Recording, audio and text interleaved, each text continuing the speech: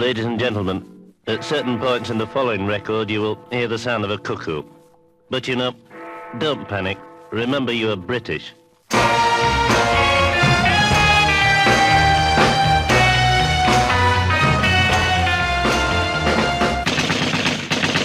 My name is Bond, codename Brooke.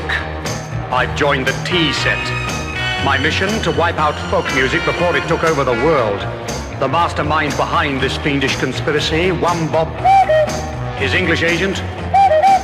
Last seen wearing dirty jeans, an oily cap, and driving a Rolls Royce. I picked up my telescopic-sighted, missile-carrying amplified guitar and reported for duty.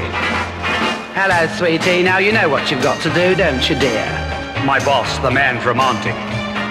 First, I went to a seedy strip club where drinking and debauchery went on until dawn. It was nothing to do with the case, but you've got to relax now and again, haven't you?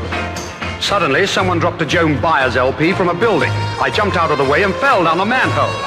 I found myself in a cellar club, and there, sitting on a folk stool, that's the same as an ordinary stool, but the legs creaked protestingly, was...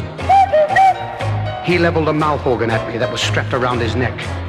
"This might go up, man," he hissed. "You should see a teeth." Suddenly, two fans seized me and strapped me to a folk table. He smiled and hit me across the face with a check for £500,000. I bounced. The check stayed exactly where it was. I screamed and was signed up by a record company. Suddenly, Burke came into the room. Soon, the room was full of Burkes. "I'm Amos," he grated and shot his cuffs. They fell to the floor. Several Rolling Stones appeared. "What's all this?" they mimed. Then a Rolling Stone gathered Amos and they left chewing. He began to sing at me. Sweat broke out on my brow. On and on he whined. Soon he finished the wine and waved the bottle at me. "Lennon and McCartney shall hear of this," I shouted. "They have a battalion of 2,000 songs on the alert." "We've kidnapped Matt Monroe," he barked.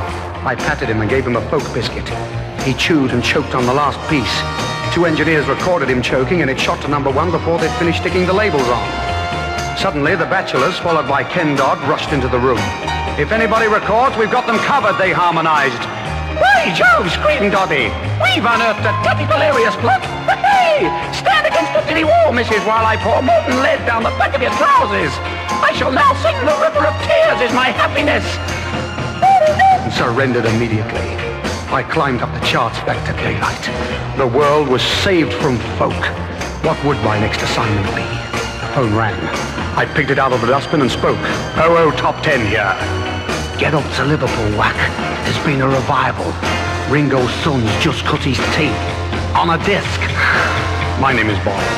License to kill 2.5 minutes. Over and out.